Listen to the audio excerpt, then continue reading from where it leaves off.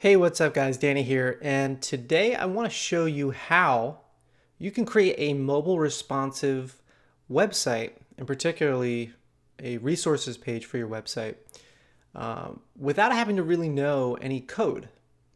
Okay, so that's a really a kind of a big statement that a lot of these page builders try to make when trying to build anything that has a great look, feel, and design. But one product that I've been really getting my hands dirty with is Thrive Architect. Now, I have some HTML and CSS coding chops. Now, I'm definitely not an expert. I know how to get around by doing a little bit of custom CSS design, but I am by no means an expert at this stuff. And so this particular plugin has helped me save a lot of time. And I'm going to show you how to create for your resources pages. You're going to want to have some sort of recommendations for your potential audience, your target audience. So I do branding and technology. And so I've got a couple different offers here that I'm building in Thrive Architect. I'm putting some trusted tools and resources, links on my resources page. Now, my old resources page, okay, I'm going to actually show you my resources page. Looks like this, and it's kind of your typical WordPress two-column layout. With the information on one side and then a sidebar on the right, maybe with some banner ads or links. It doesn't really look that great, especially when you resize it. I want to resize it, and when you pull it and resize it, all of the sidebar stuff goes to the bottom. So it's not really mobile.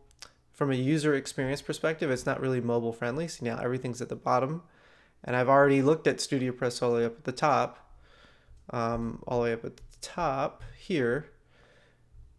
Where is it? There it is, right there. So there is a disconnect in the continuity and flow of your reading experience on mobile.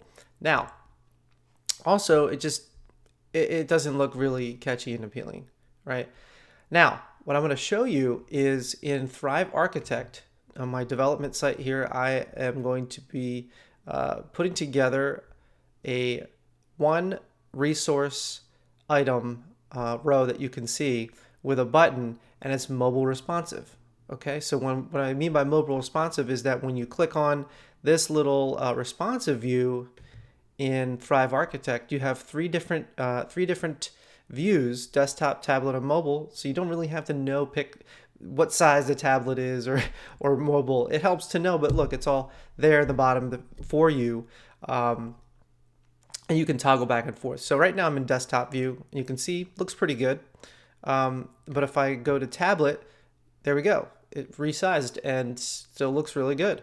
Then if I go to the mobile view, again, everything is now fitting in the mobile. This is great. This is another great thing about Thrive Architect, is that if you don't save your work within 10 minutes, they remind you to. So I'm going to go ahead and hit save. I haven't made any changes, but it's just a best practice, right? So you can see that now the elements are stacking one on top of another. So I've got Presidium, which I use for hosting. Awesome host, by the way. And if you look, you see you got the image here, you've got the description and the button, rather than having the image moved all the way like we saw on my existing site, all the way to the bottom somewhere. So this is a work in progress, but I'm going to go ahead and show you how to get that button styled, okay? Because one of the things is, for me, in doing this layout, I want to make sure that my button is different. You can see it's a full width here on the mobile, but then if I go on over to the desktop view, you can see that it is not the full width of the entire page, because now it is in this little column. All right, so what I'm going to show you is how to adjust that, because I have a couple other tabs here that doesn't look quite right here. But if I go into the other views, the tablet view, okay, that looks good. I don't need to make any changes. And the mobile view, I think that looks good, and I don't need to make any changes there either. What I want to do is focus on the desktop here. And so with Thrive Architect, you don't even know how to use CSS or HTML to get this job done. Whereas if you didn't have this, you'd be probably having to copy some code snippets from somewhere. And it's not necessarily all that difficult once you get the hang of it, but there is a learning curve to all of that. So if you click on the button, you're activating this element here. And what I'm going to do is I'm going to look at the button size. Okay, so the button size, I know I've already fixed this one in the previous screen, and I can see that this is about 210 pixels. And by the way, this design, you don't have to be an expert designer. Again, like I said, like this is not completely my idea for the design and the layout. Use other people's websites. Use if you follow other people online.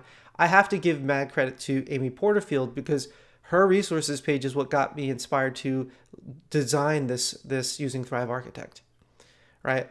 But I'm going to add some my own design and flair to it because that's all about personal branding, right? You don't want to be just taking off, ripping off someone's content word for word. You want to be branding yourself, right? So again, it just shows you that you don't have to be an expert designer to be able to put together some decent designs. Use some inspiration. A quote here from Bruce Lee is, adapt to what is useful, reject what is useless, and add what is specifically your own. Right? There's a lot of things out there that you can use that you can adapt into your own workflow and your own brand without losing your genuineness, I should say, right? Like you're unique, and what you bring to the table is going to show in the work that you do, just by nature. All right. So, but make sure you're not ripping people's content off word for word, because that, of course, is not being genuine and unique. And so here we go. What we're going to do is add 210 to the button here. So I know I got off tangent there, but I think that was an important point to mention if you're struggling with design. So here we go. Okay, so here we go. We've got the button here, and I know it's 210 pixels. So I'm going to add 210 pixels. You can see, there you go.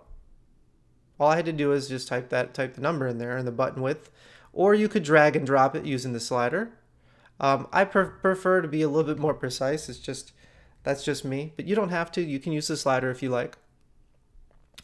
And once that's set, you're going to hit save. Make sure you're saving your work. And there you go. That's it. That is how you would create the desktop view for your button.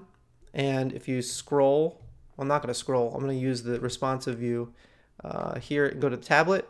You've got a nice responsive button there for the tablet view, and one for mobile. And so for each of these views, all you have to do is be in this view and make the changes here on the left and save it, and it saves it for that view.